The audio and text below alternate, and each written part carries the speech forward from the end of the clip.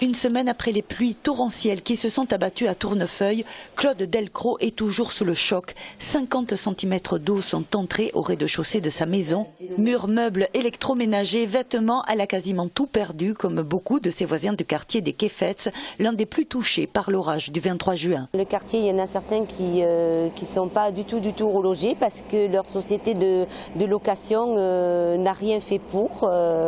Donc ils doivent se débrouiller. Nous, on a de la chance. On est relogé pour quelques jours et après on ne sait pas, à partir du 7, on ne sait pas où on va. J'ai téléphoné entre autres hier au CCAS et on m'a donné la même réponse qu'on a donnée à tout le monde. On nous a dit on vous contactera pour faire un dossier et on n'a strictement et pas du tout été contacté à l'heure actuelle. Des familles ont prévu de manifester demain matin devant la mairie pour demander davantage d'informations et un relogement provisoire, par exemple en mobil-home, plutôt qu'à l'hôtel. Du côté de la municipalité, on assure avoir communiqué les informations nécessaires dès le lendemain des inondations et que les sinistrés s'étant fait connaître via le centre communal d'action sociale et les bailleurs sociaux ont été relogés.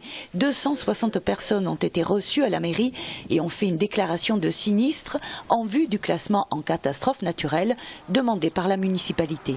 Cet après-midi, j'ai un conseil d'administration du CCAS où là, nous allons voter globalement des aides financières. Un premier niveau sans étude de quotient familial, puisque tout le monde a besoin d'aide, en particulier pour remettre les véhicules en route. Il y a une franchise, je pense que nous prendrons en compte la franchise, on va l'étudier cet après-midi.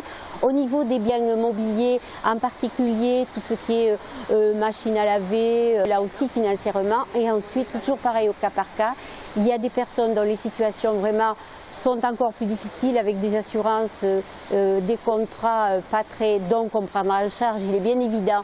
Notre objectif, c'est absolument de ne laisser personne sur la route. Progressivement, la mairie proposera un relogement provisoire aux sinistrés, le temps d'effectuer les travaux dans leur habitation.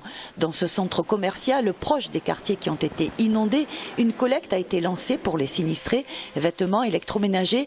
Isabelle Guridi, secrétaire de l'association des commerçants, stocke provisoirement les dons dans son appartement situé au Quéfet. J'ai ouvert ma maison à tout le monde pour la cuisine et pour le linge, puisqu'il y a des mamans qui sont vraiment dans l'embarras le plus complet. Les assurances, on connaît leur réactivité dans ces cas-là, donc malheureusement certains vont attendre un certain temps avant d'avoir ce qu'il leur faut pour vivre au jour d'aujourd'hui.